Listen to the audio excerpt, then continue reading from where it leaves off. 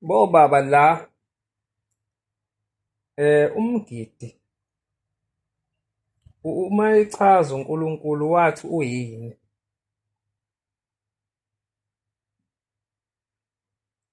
Singeza kuwe baba umkhizi siza ukuthi wena ngolwazi lwakho uthi uShembe umgidi uyini?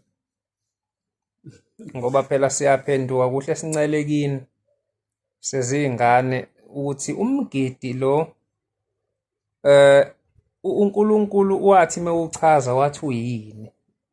Ungeke usibuze umbuzo othi sigida kusiphi isigcawu sobabili masibuze lo mbuzo ya kodwa kuthiwe qondene nawe Ngisacela aphendule babo uduma konke. Oh sizobuya size kuba umkhizi. ya engikuzwile mina mangifika okuze kwabhalwa nasencwadini ethize lapha yamahubo ithi mdumiseni ngezigubhu nangokusina nangamageka akhalayo ukusina is important ngoba ukona kwaNkulunkulu.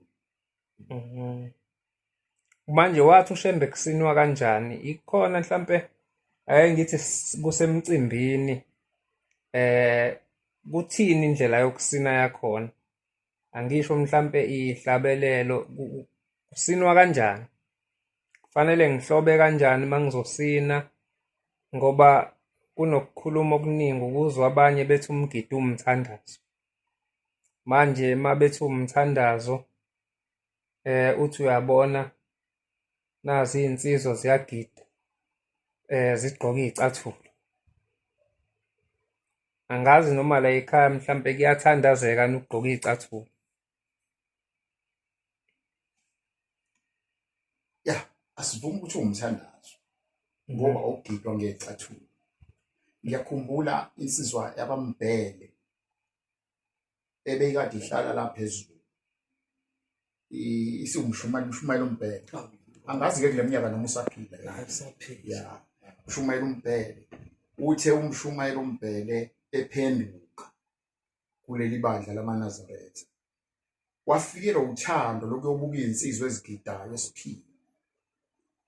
Wathi mayefika khona wafika wathola ukuthi ezinye zizigqokile izicathulo kodwa kwathi ekulaleni kwakhe kwase kufika ikhehle elithize lathi ngiyabonga ndodana ngoba wena ufike wena wazi ukuthi le ndawo indawo kaNkulunkulu nje osekugidwa umgidi kaShembe wakhumula izicathulo.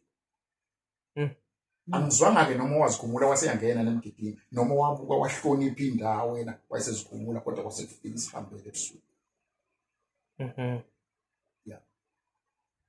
Hayi kuyezwakala. Okusho ukuthi ifanele mangigida umgidi kaNkulunkulu isicathulo phansi. Phansi isicathulo. Kuyathandazwa nunqunu.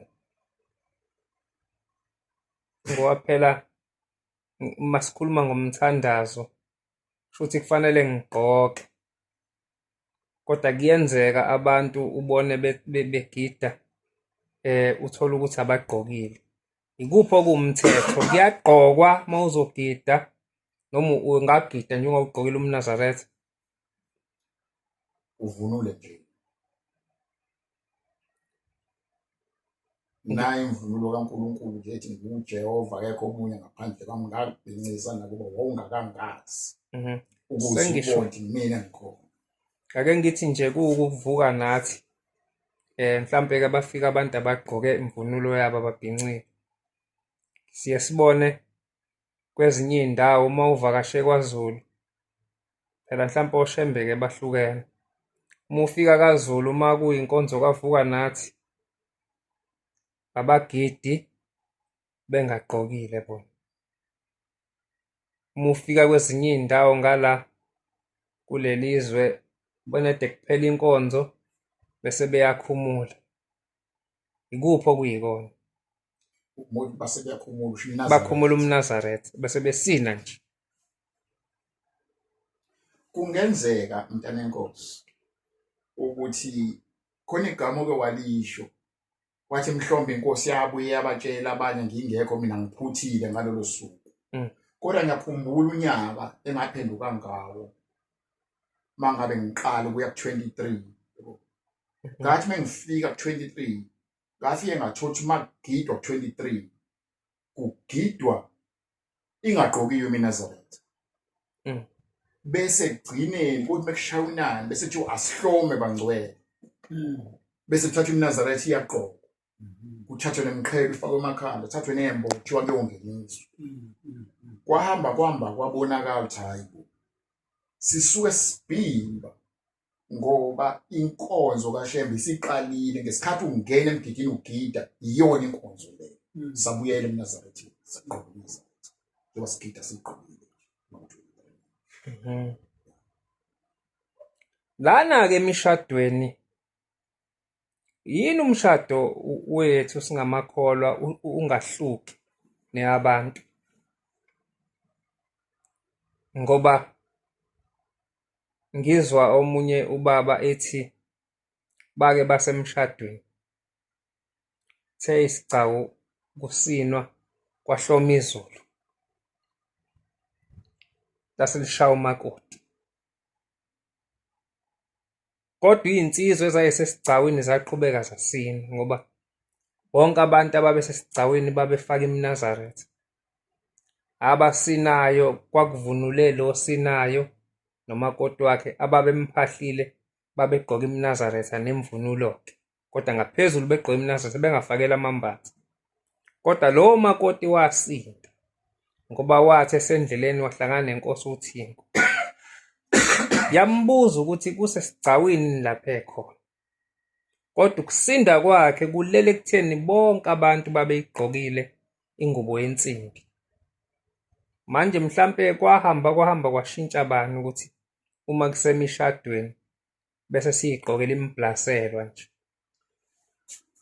Tana inkosi ngiye ngayithola leyo ikhuluma ukuthi umshado wala ekuPhakameni akubona bonke abantu ababhincayo. Ngingazibhincela ibheshu lami akumina engishadayo, right, ngibhincile ibheshu kodwa fanele ngigqoke uMnazaretha. Nalo wagqoka uMnazaretha, nawe ugqoka uMnazaretha, nalo wagqoka uMnazaretha. Umakoti yena uvunulile, umkhwenyana naye uvunulile ukubhinca kwakhe. Thiwa ibona abashadayo abantu kufanele benze kanjalo. Ngasale entweni eyodwa ukuthi laba ababalekelelayo abasimisi babona benziwa njalo, kodwa lithi igama umakoti nomkhwenyana abashadayo kufanele babhince. Ngisanda kuyithola-ke, angazi-ke noma kwezinye indawo iyasebenza noma ilanga lithi kuphela le ingasebenzi. La bobaba khona okunye sesikubonile emuva nje esingazi noma sikuthathe yini sikumukele sikwenze nathi. Ke ngahambela omunye umcimbi